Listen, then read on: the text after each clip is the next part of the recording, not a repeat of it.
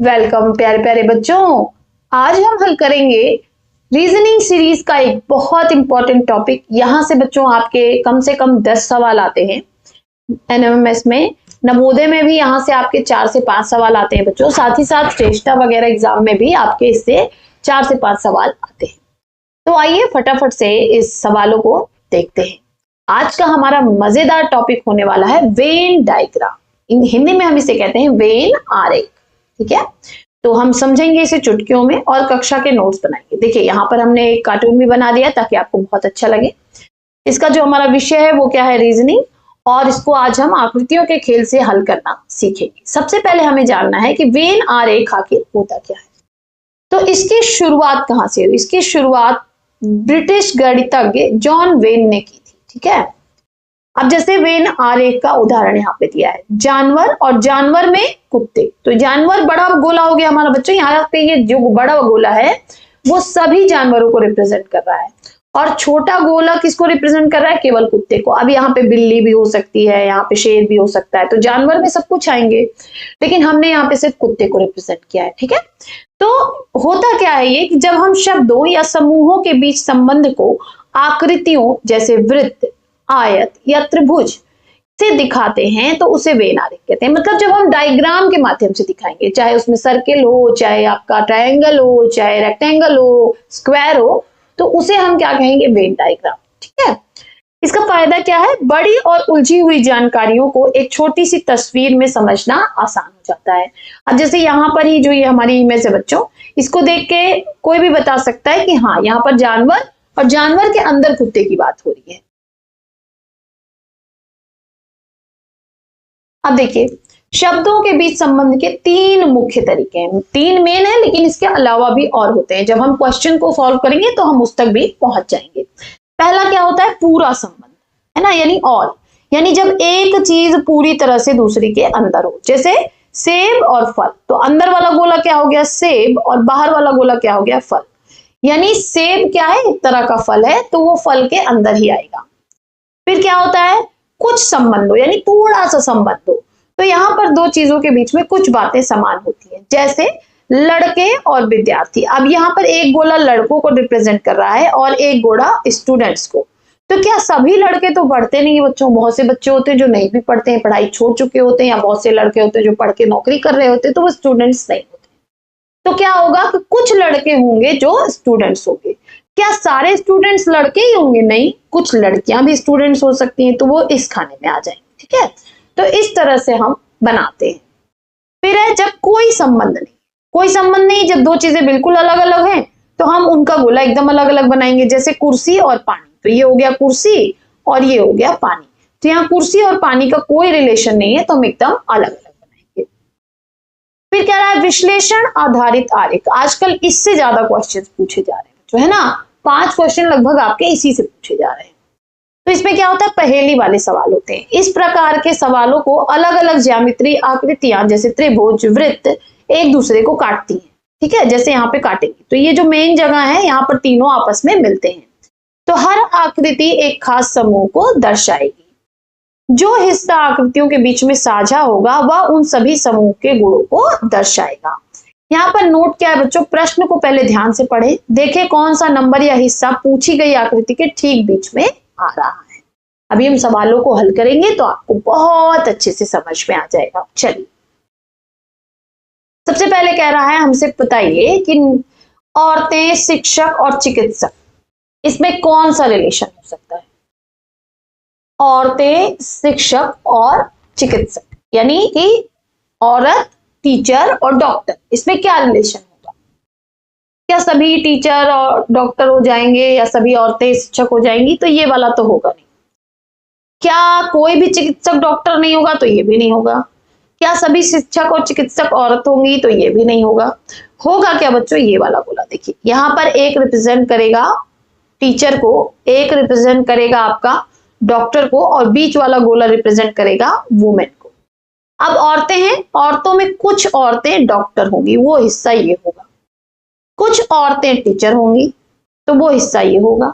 ठीक है, और बाकी जो बची औरतें वो इस हिस्से में आ जाएंगी। तो ये वाला हमारा ऑप्शन 4 जो है ये सही हो जाएगा बच्चों। चलिए नेक्स्ट देखते हैं। अब कह रहा है सब्जियां, हरी मिर्च और नमक। सब्जियां, हरी मिर्च और नमक। तो आप देख रहे हैं हरी मिर्च एक सब्जी है, तो हम यहां पर ये वाला गोला लेंगे क्योंकि ये हो जाएगा हरी मिर्च का, और ये किसके अंदर आ जाएगा, सब्जी। और नमक एक अलग चीज है, तो नमक अलग हो जाएगी। तो ऑप्शन 2 जो है यहाँ पे हमारा सही हो जाएगा बच्चों। चलिए नेक्स्ट, बस, स्कूटर, परिवहन। बस, स्कूटर, परिवहन। तो बस और स्कूटर दोनों परिवहन के साधन है।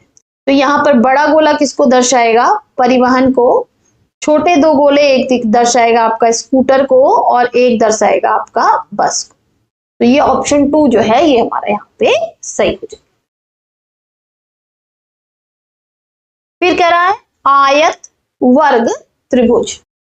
तो यहाँ पे बच्चों हमको एक प्रॉपर्टी पता होनी चाहिए कि सभी वर्ग आयत होते हैं। ठीक है, क्या होता है कि सभी वर्ग, जितने भी वर्ग होंगे वो क्या होंगे, आयत। तो यानी वर्ग किसके अंदर आ जाएगा, आयत के। तो यहाँ पर अंदर वाला गोला किसको दर्शाएगा, वर्ग को, बाहर वाला आयत। और त्रिभुज हमारी एक अलग आकृति हो जाएगी। तो यहाँ पे राइट आंसर कौन सा हो जाएगा बच्चों, हमारा राइट आंसर हो जाएगा ऑप्शन 1। अब देखिए ये आ गया हमारा थोड़ा सा इंपॉर्टेंट टाइप वाला क्वेश्चन। यहाँ पर विश्लेषण आधारित है। कह रहा है वृत्त खिलाड़ियों की संख्या बता रहा है, तो सबसे पहले यहां लिख लीजिए ये क्या हो गए, खिलाड़ी। फिर कह रहा है त्रिभुज डॉक्टर बता रहा है, तो त्रिभुज के आगे आप ऐसे लिख लीजिए डॉक्टर। आप लिख लेंगे ना एग्जाम में तो आपको बहुत आसानी होगी। फिर कह रहा है आयत, कलाकार, तो यहाँ पे लिख लीजिए कलाकार। अब प्रश्न क्या पूछ रहा है ये हम देखते हैं। प्रश्न हमसे पूछ रहा है ऐसे कितने व्यक्ति हैं जो डॉक्टर, कलाकार और खिलाड़ी तीनों हैं। तो यानी जो तीनों आकृतियों में हिस्सा आ रहा है वो हमारा आंसर होगा। तो तीनों आकृतियों में देखिए हमारा ये वाला हिस्सा आ रहा है, ठीक है, ये तीनों में है। तो यहाँ पे नंबर क्या लिखा हुआ है, 8। तो राइट आंसर हमारा क्या हो जाएगा बच्चों, ऑप्शन 4, 8। ठीक है, आई होप आपको क्लियर हुआ होगा। चलिए नेक्स्ट क्वेश्चन। नेक्स्ट क्वेश्चन देखिए, यहाँ पे कह रहा है वृत्त खिलाड़ी दर्शा रहा है, तो आप यहाँ पे लिख लीजिए खिलाड़ी, ऐसे शॉर्ट में भी लिख सकते हैं। त्रिभुज डॉक्टर, तो यहाँ लिख लीजिए डॉक्टर। आयत कलाकार, तो यहाँ पे आप लिख लीजिए कलाकार। ठीक है, तो अब कह रहा है कितने कलाकार हैं जो खिलाड़ी भी हैं। तो कलाकार किसमें है, आयत में, और खिलाड़ी किसमें है, वृत्त में। तो हमें ढूंढना है जिसमें आयत और वृत्त दोनों में हो, जो आयत और वृत्त दोनों में हो। कितने कलाकार खिलाड़ी भी हैं।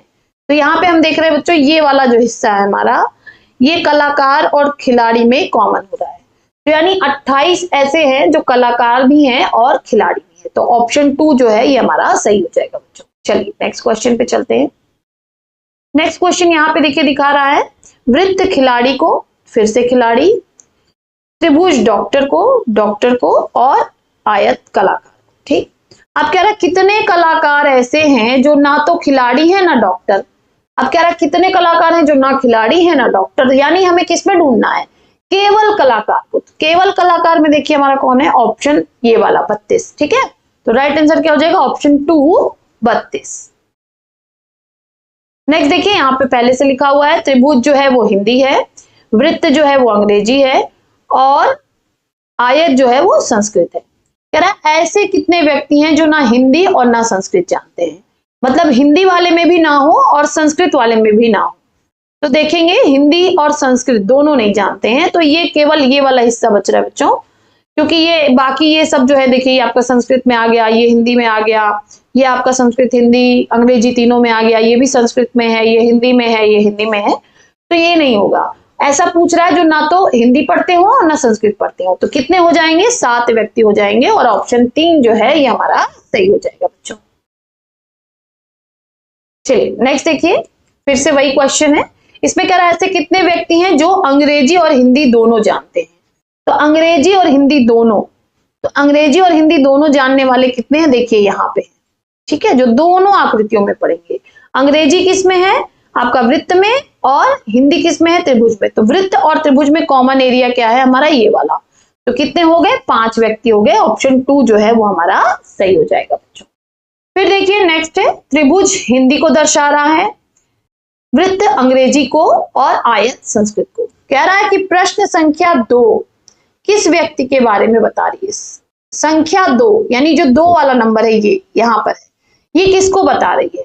तो दो आप देख रहे हैं कि केवल और केवल किसमें पढ़ रहा है, आयत में, और आयत किसके लिए है, संस्कृत के लिए। तो केवल संस्कृत जानने वाले होंगे यहाँ पे, ठीक है। तो यहाँ पे बच्चों ऑप्शन थोड़ा गलत हो गया, तो आप यहाँ पे केवल हिंदी की जगह कर लीजिए केवल संस्कृत, तब ये हमारा जो है ऑप्शन 1 सही हो जाएगा बच्चों, ठीक है। इसको थोड़ा सही कर लीजिएगा। यहाँ पर बच्चों आइए अब हम थोड़ा सा रिवीजन कर लेते हैं। हमने क्या सीखा, बेनारेख का जादू। यहाँ मुश्किल जानकारी को भी चित्रों के माध्यम से आसान बनाया जाता है। वृत्त का नियम हमने सीखा कि जब हम शब्दों की तुलना करते हैं तो हम देखते हैं कि वे एक दूसरे से पूरी तरह जुड़े हैं, थोड़े जुड़े हैं या बिल्कुल अलग हैं। ज्यामितीय आकृतियों वाले सवाल में जो हिस्सा एक से ज्यादा आकृतियों के अंदर आता है वह उन सभी आकृतियों की विशेषताएं रखता है, जैसा कि अभी हमने सॉल्व किया। सफलता का मंत्र क्या है बच्चों, सवाल पढ़ते समय हमेशा ध्यान दें कि क्या पूछा गया है और क्या मना किया गया है, और सबसे जरूरी चीज की प्रैक्टिस करते रहें। तो बच्चों आज का ये वीडियो यहीं समाप्त होता है, फिर मिलेंगे नेक्स्ट वीडियो में। तब तक के लिए पढ़ते रहिए, आगे बढ़ते रहिए, चैनल को जरूर सब्सक्राइब करते रहिए और अपने दोस्तों के साथ भी शेयर करते रहिए। बाय बाय बच्चों।